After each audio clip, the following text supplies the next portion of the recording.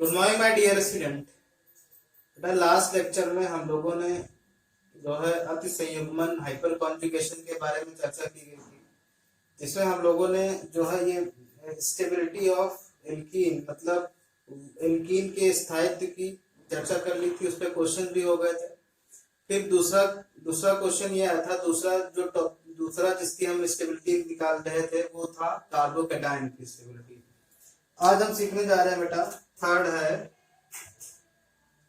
है बेटा मुक्त मूलकों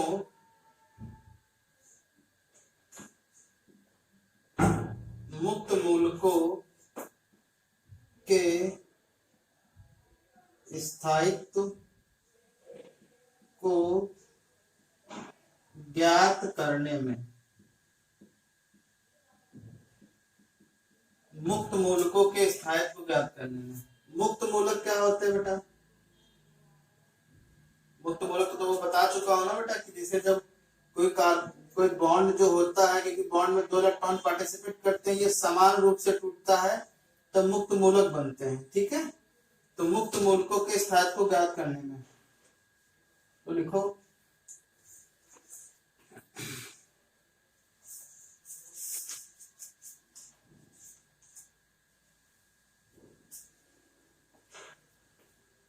बेटा अतिसंयुग्मन की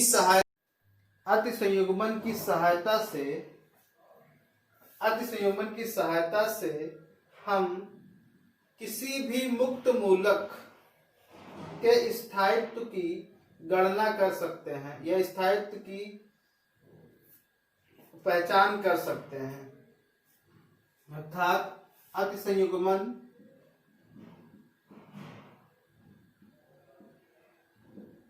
डायरेक्टली प्रोपोर्शनल टू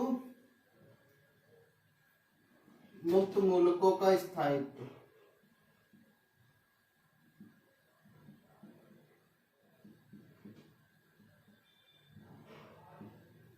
यानी कि अतिसंयुग्मन बेटा बढ़ेगा तो मुक्त मूलकों का स्थायित्व बढ़ेगा, यानी कि नंबर ऑफ अल्फा हाइड्रोजन बढ़ेंगे तो क्या होगा बेटा?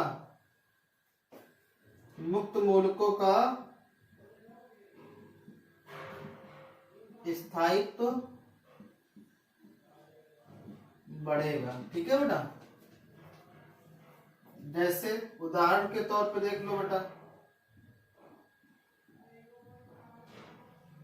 उदाहरण के तौर पे देखो, जैसे मैं तुमसे बात करूं CH3 CH2 मुक्त मूलक, CH3 CH मुक्त मूलक। अब इन दोनों में बताइए बेटा कि किसका जो है स्थायित्व अधिक होगा? बता सकते हो तुम लोग? बताओ बेटा। अब तुम देखो कि यहाँ पे इससे नंबर ऑफ कार्बन कितना जुड़ा है, क्योंकि ये असंतृप्त है। यहाँ पे इससे अल्फा कार्बन हुआ बेटा, और ये अल्फा कार्बन हुआ, ये अल्फा कार्बन हुआ कि नहीं हुआ? 2। तो अगर मैं तुमसे पूछूं कि नंबर ऑफ अल्फा हाइड्रोजन इसमें कितने होंगे, अल्फा हाइड्रोजनों की संख्या कितनी होगी बेटा? इसमें कितनी होगी? 3 होगी। और यहाँ पे अल्फा हाइड्रोजनों की संख्या कितनी होगी? 3 3 6। तो जैसा कि यहाँ पे मैंने बताया है क्या कि जितने नंबर ऑफ अल्फा हाइड्रोजन बढ़ते जाएंगे वैसे वैसे स्थायित्व क्या होता जाएगा? बढ़ता जाएगा। यानी कि जो CH3 होगा, इसका आंसर जो उत्तर होगा बेटा वो इस तरीके का होगा कुछ, CH3 CH2 इज लेस स्थायी, मतलब कम स्थायी होगा। किससे बेटा? इससे CH3 CH से। ठीक है, तो आप लोग समझ गए, यानी कि जहां पे नंबर ऑफ अल्फा हाइड्रोजन बढ़ते जाएंगे वैसे वैसे क्या होता जाएगा बेटा? बोलिए, वैसे वैसे उस मुक्त मूलक का स्थायित्व बढ़ता जाएगा। ठीक है ना बेटा? तो इसमें कुछ होमवर्क लिख लो, दे रहा हूं मैं।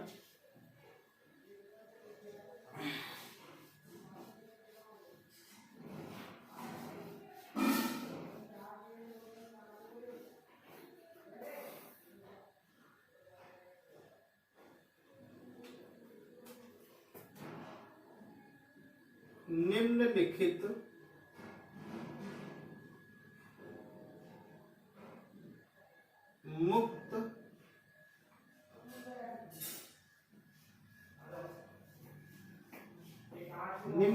मुक्त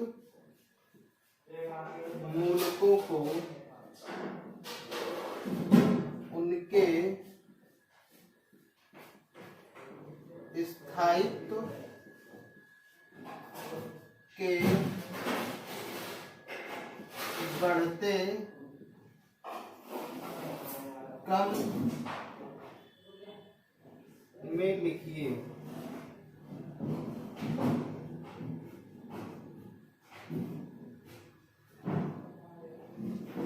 ठीक है, पहला है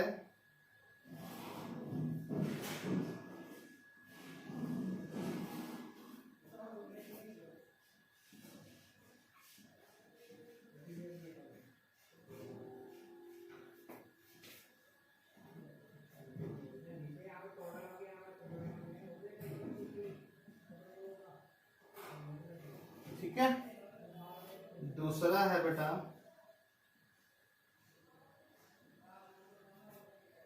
बाकायदा अल्फा हाइड्रोजन को लिख लिया करो, तभी आप निकाल सकते हो उसमें। ठीक है,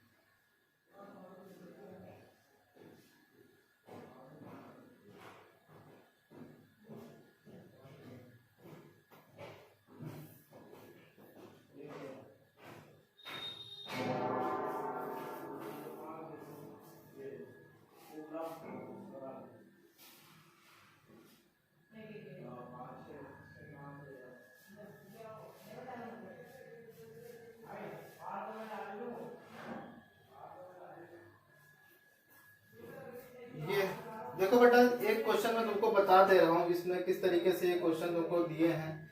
अब यहाँ पे अल्फा हाइड्रोजन कितने हैं बेटा बताइए, अल्फा हाइड्रोजन कितने हैं बताओ, 0 है।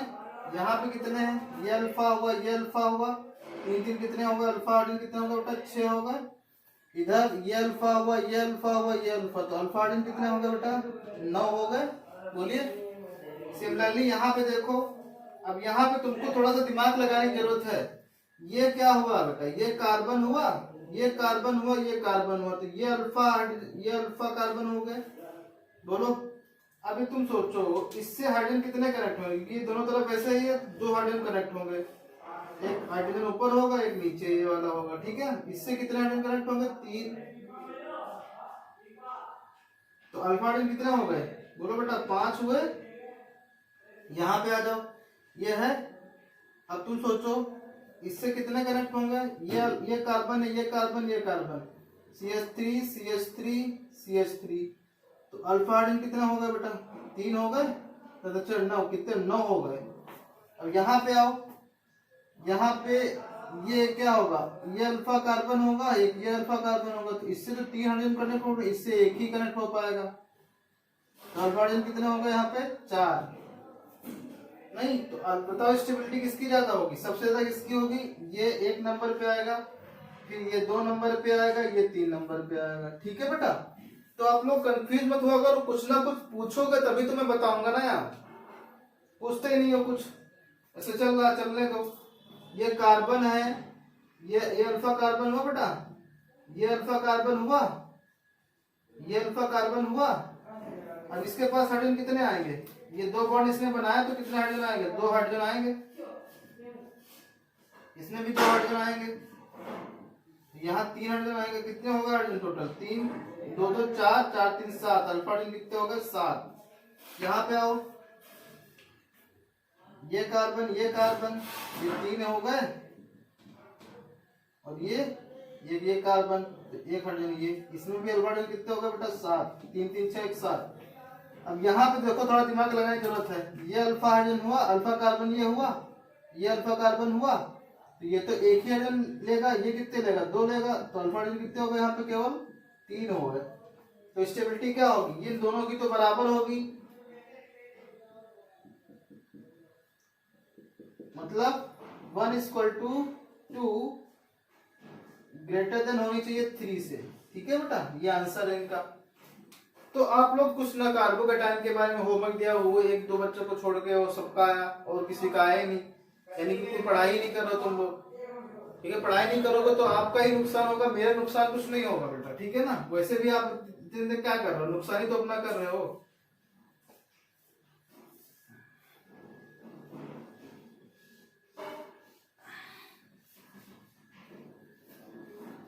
चलो लिखो,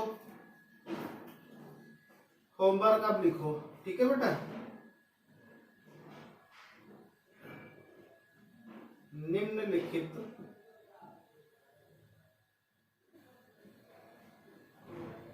मुक्त मूलकों को उनके स्थायित्व के बढ़ते क्रम में लिखिए।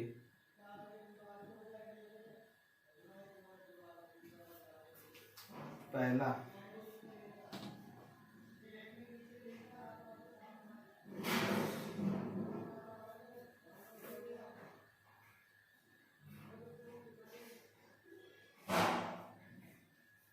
दूसरा,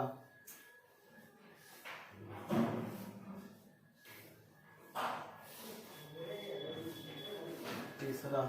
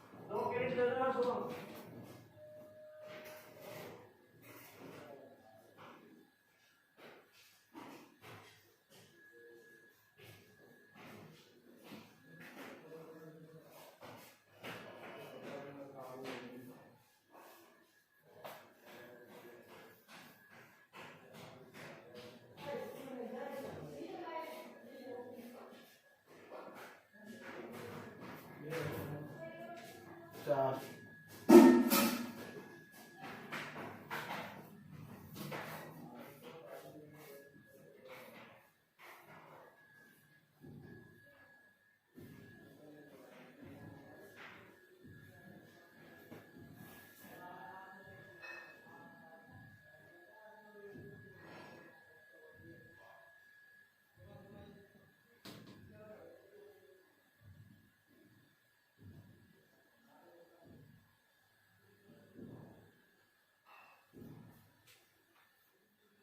ठीक है।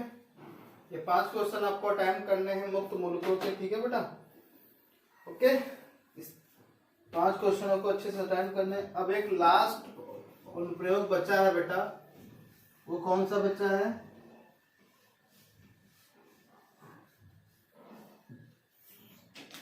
कार्बन आयन का स्थायित्व। चौथा है बेटा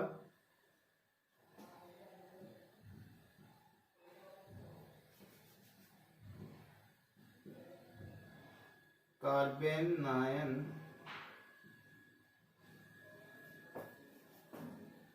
के स्थायित्व को ज्ञात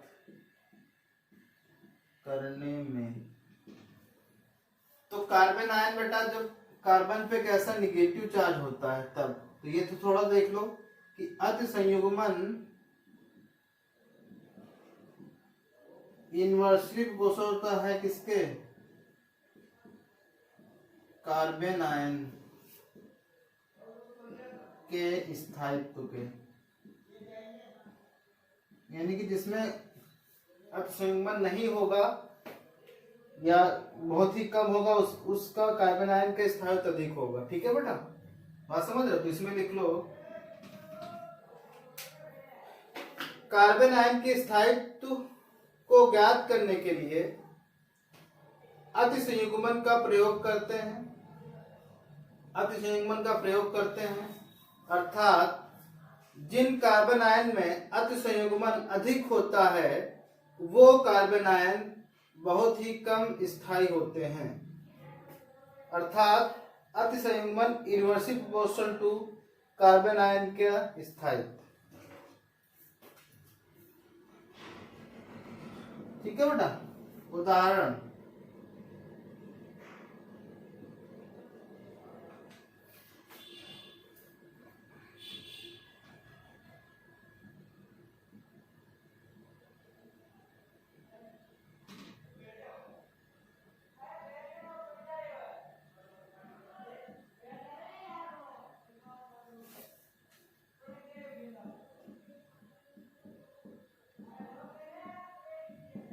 अब देख लो बेटा तुम, यहाँ पे अल्फाडिन कितने हैं, 0 है, यहाँ पे अल्फाडिन कितने हैं, 3 है, यहाँ पे अल्फाडिन कितने हैं, 6 है, यहाँ पे अल्फाडिन कितने हैं बेटा, 12 है, नहीं 9 है। ठीक है, तो सबसे स्थायी कौन सा होगा बेटा, CH3 माइनस सबसे स्थायी है, फिर CH3 CH2 माइनस, फिर उससे ज्यादा स्थायी है CH3 माइनस, उससे ज्यादा स्थायी है नहीं H, ये आएगा CH3 ये ज्यादा स्थायी। ठीक है बेटा, ये इतनी चीजें ज्यादा स्थायी, यानी जब नंबर ऑफ अल्फाडिन बढ़ता जाएगा बेटा तो स्थायित्व क्या होता जाएगा, जो भी कम होता जाएगा कार्बन आयन के केस में, यानी जिन कार्बनों के ऊपर माइनस चार्ज होता है उसमें क्या होता है बेटा, उनका स्थायित्व कम हो जाता है। ठीक है बेटा, बात समझ गए? तो लिखो क्वेश्चन होमवर्क के लिए लिख लो,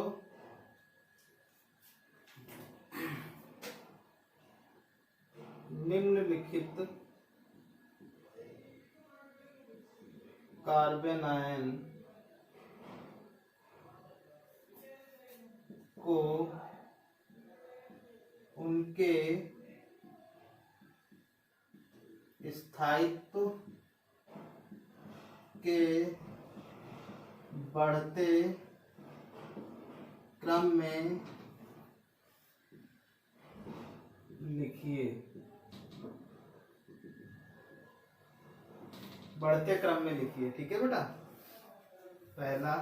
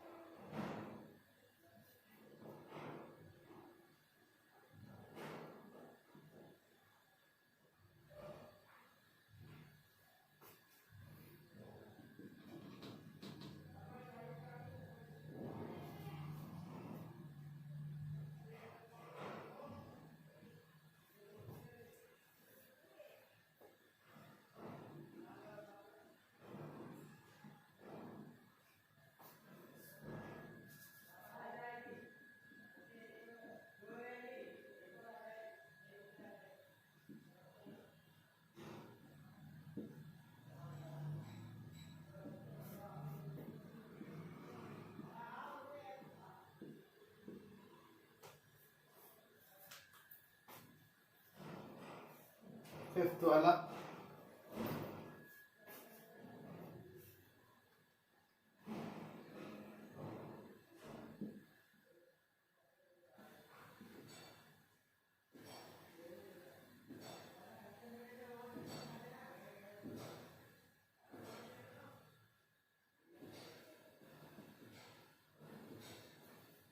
सारा माइनस चार्ज है बेटा, ठीक है ना सब पे।